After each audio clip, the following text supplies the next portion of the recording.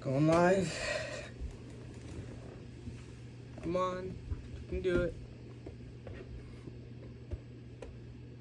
I'm still going live. It's taking a while. Okay, if this has to get posted off my phone, I'll probably cut this out.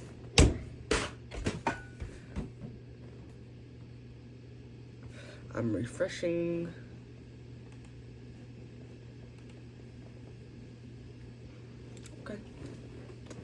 Okay. I see how this. I'm just not good enough. Going live. I'm live. Okay. Hello, everybody. Welcome back to another video. Today is day 82 of the plan. And so, you may notice, if you're paying attention, notice was uploaded. This is being recorded on the same day as yesterday's recording, day 81. And that is because my friend's over. And so, I'm just getting tomorrow over with for me, so that I don't have to record. So, yeah, it's day 82, and I'll be reading 2 Kings chapters 13 through 16. And it's all right off the bat saying my connection's unstable. So, it's sadly gonna probably make me upload it off of my phone. Israel's king Jehoahaz. In the 23rd year of Judah's king, Joash, son of Ahaziah, Jehoahaz, son of Jehu, became king over Israel and Samaria, and he reigned 17 years. He did what was evil in the Lord's sight and followed the sins that Jeroboam, son of Nebat, had caused Israel to commit. He did not turn away from them, so the Lord's anger burned against Israel. He handed them over to King Hazael of Aram and his son Ben-Hadad during their reigns. Then Jehoahaz sought the Lord's favor, and the Lord heard him, and he saw the oppression of the king of Aram inflicted on Israel. Therefore the Lord gave Israel a deliverer, and they escaped from the power of Arameans. Then the people of Israel returned to their former way of life, but they didn't turn away from the sins that the house of Jeroboam caused Israel to commit. Jeroboam continued them, and the Asherah pole had remained standing in Samaria. Jeroboam did not have an army left except for 50 horsemen, 10 chariots, and 10,000 foot soldiers, because the king of Aramean had destroyed them, making the dust at threshing. The rest of the events of Jeroboam's reign, along with all his accomplishments and might, are in the historical record of Israel's kings. Jehoahaz was his father's, so he was buried in Samaria. His son Jehoash became king in his place. Israel's king Jehoash. In the 37th year, Judah's king Jehoash, son of Jehoahaz, became king over Israel and Samaria, and he reigned 16 years. He did evil in the Lord's sight. He did not turn away from all the sins that Jeroboam, son of Nebat, had caused Israel to commit, but he continued them. The rest of the events of Jehoash reign along with his accomplishments and the power he waged war against Judah's king Amaziah are in the historical records of Israel's kings. Jehoash rested his fathers, and Jeroboam sat on the throne. Jehoash was buried in Samaria with all the kings of Israel. Elijah's death. When Elijah became sick of the illness from which he died, King Jehoash of Israel went down and looked over him and said, my father, the chariots and horsemen of Israel. Elijah responded, get a bow and arrows. So he got a bow and arrows. Then Elijah said to the king of Israel, grasp a bow, and the king grasped it. Elijah put his hands on his own hands. Elijah said, open the east window. So he opened it. Elijah said, shoot. So he shot. And Elijah said, the Lord's arrow of victory, yes, the arrow of victory over Aram. You are strike down the Arameans in Aphek until you have put them to end. Then Elijah said, take the arrows. So he took them. And Elijah said to the king of Israel, strike the ground. So he struck the ground 3 times and stopped. The man got angry with him. He said, just struck the ground 5 or 6 times. Then you struck down the Arameans until you put an end to them. Now you strike down the Aram only 3 times. Then Elijah died and was buried. Now Moabite raiders used to come to the land in the spring of the year. Once the Israelites were burying a man, suddenly they saw a raiding party, so they threw the man into Elijah's tomb. When they touched Elijah's bones, the man revived and stood up. God's mercy on Israel. King Hazael of Aram oppressed Israel throughout the reign of Jehoahaz. But the Lord was gracious to them, had compassion on them, and turned toward them because of his benefit of Abraham, Isaac, and Jacob. He was not willing to destroy them. Even now he he has not banished them from his presence. King Hazael of Aram died, and his son Ben-Hadad became king in his place.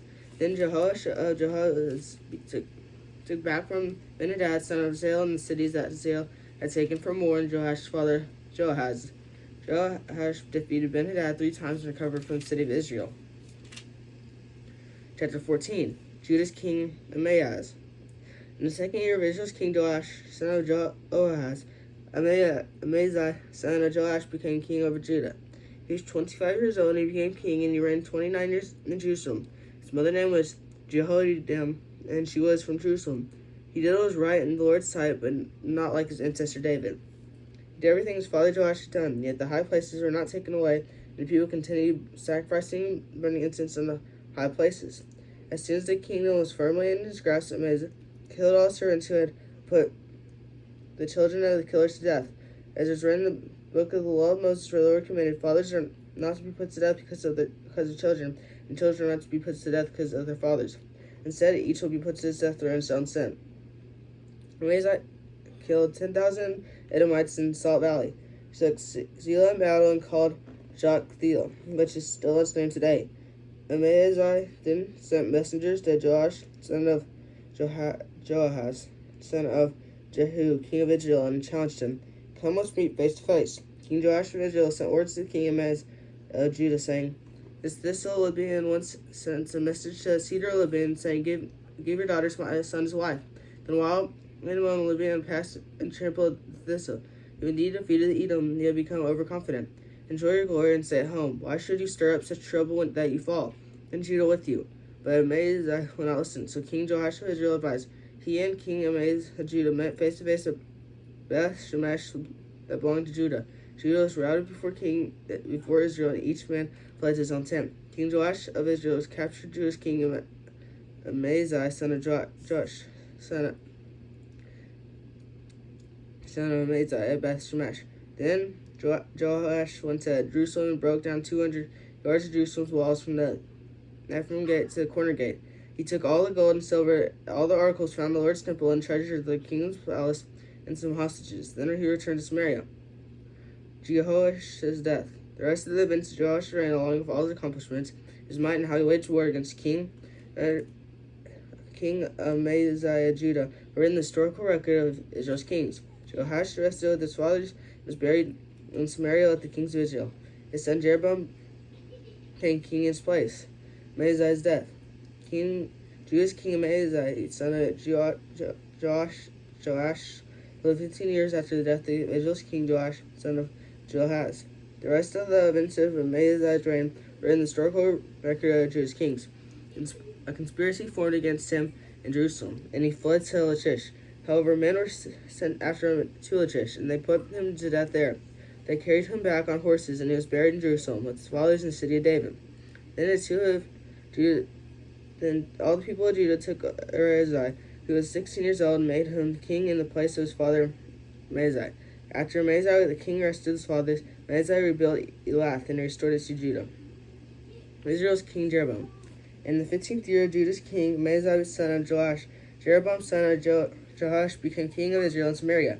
He reigned 41 years. He did what was evil in the Lord's sight. He did not turn away from all the sins Jeroboam, son of Nebat, had caused Israel to commit. He restored Israel's border from Lebo Hamath as far as the sea of Arabah, according to the word of the Lord, the God of Israel, had spoken through his servant, the prophet Jonah, son of Amittai, from Gath Hepher. For the Lord saw that the affliction of Israel was very bitter for both slaves and free people. There was no one to help Israel. The Lord had not said he would blot out the name of Israel under heaven, so he delivered them by the hand of Jeroboam, son of Jehoash. The rest of the events of Jeroboam's reign, along with all his accomplishments and power waged war, and how he recovered from Israel's Damascus and Hamath, which belonged to Judah, are written in the historical record of Israel's kings. Jeroboam rested with his fathers, the kings of Israel. His son Asachari became king in his place.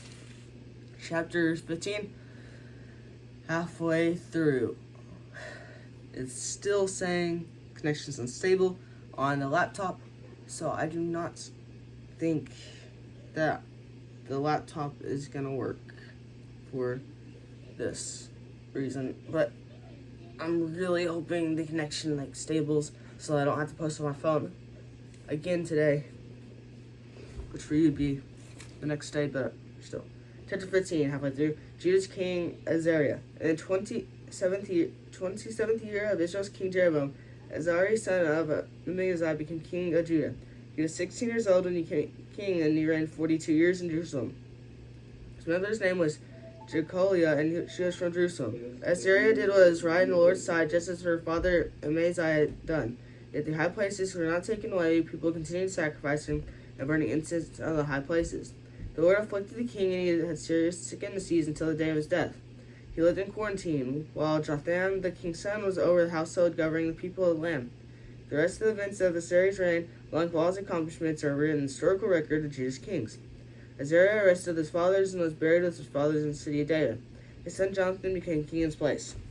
Israel's king Zechariah. In the 38th year of Judah's king Azariah, Zechariah, son of Jeroboam, reigned over Israel and Samaria for 6 months.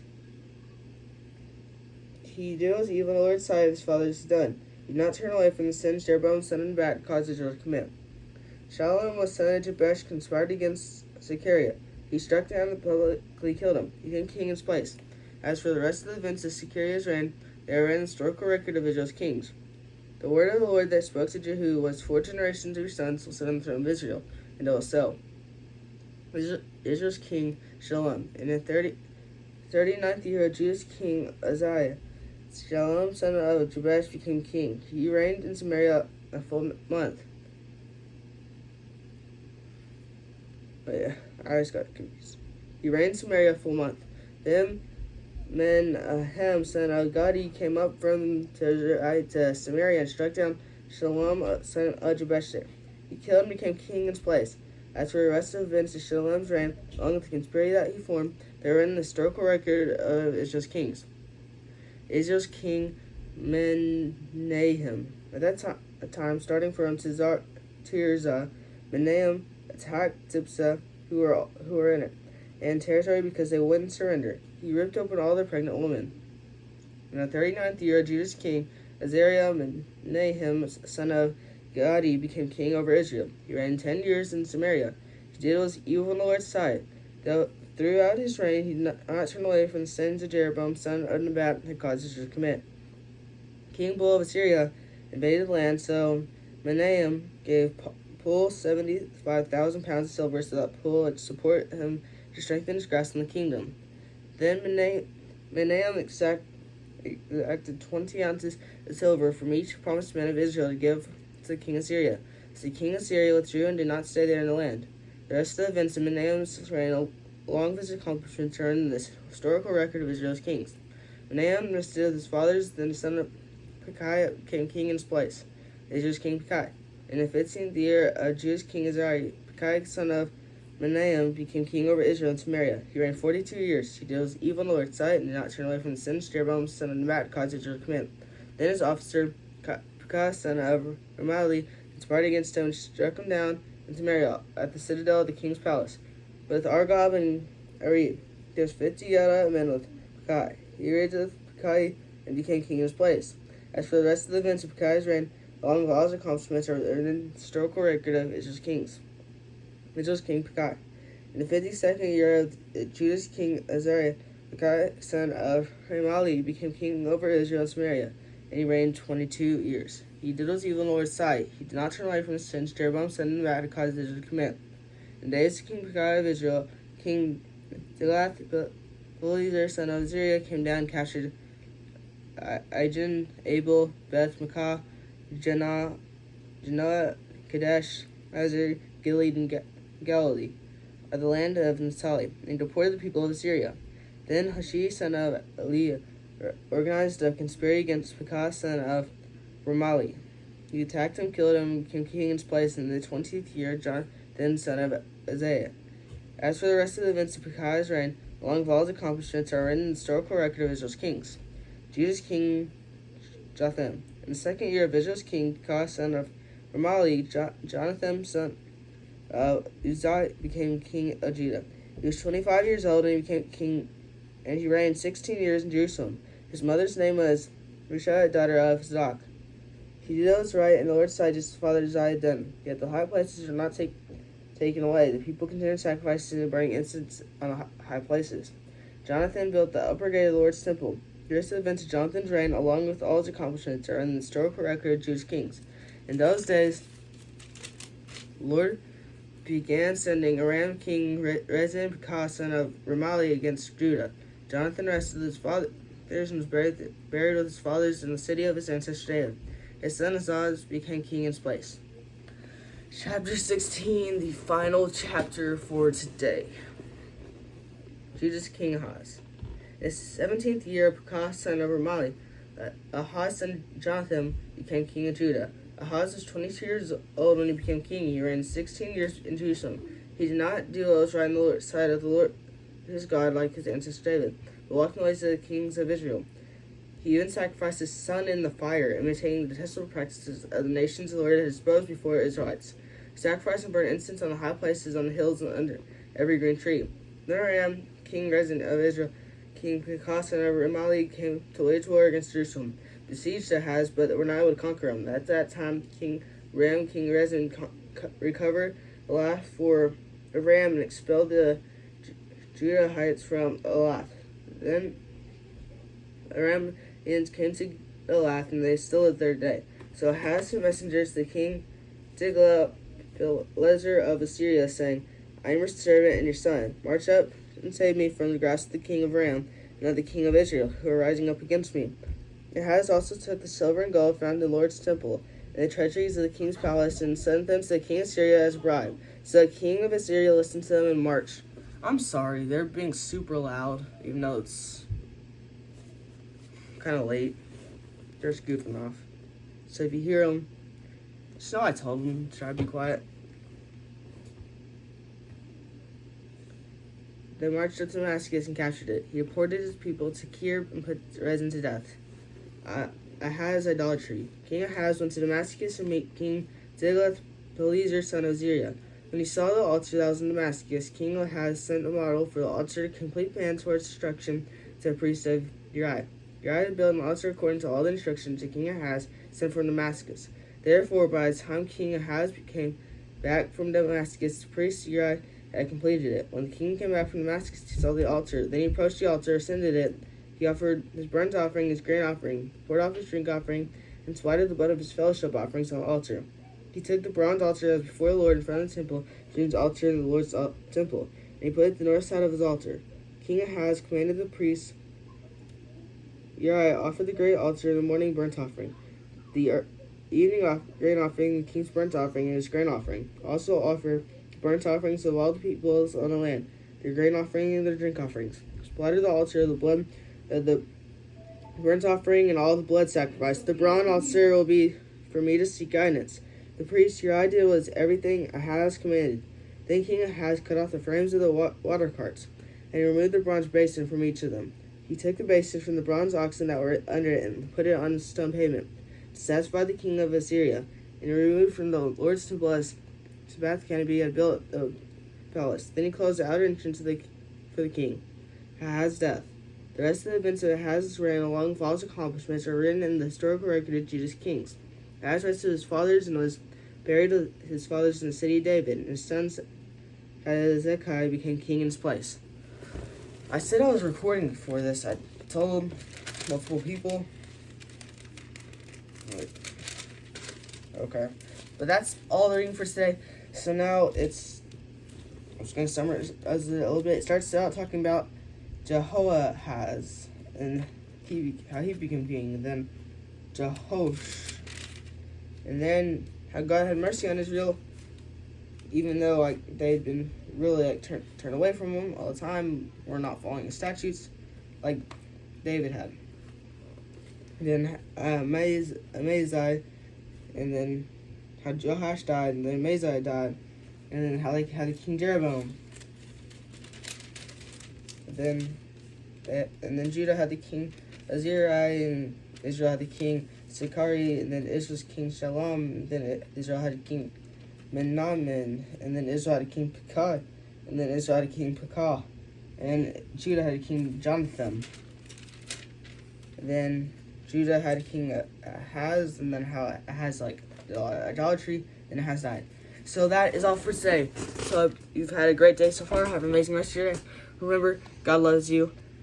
And we got 2 more days until 2 Kings is over. So, yep. Goodbye.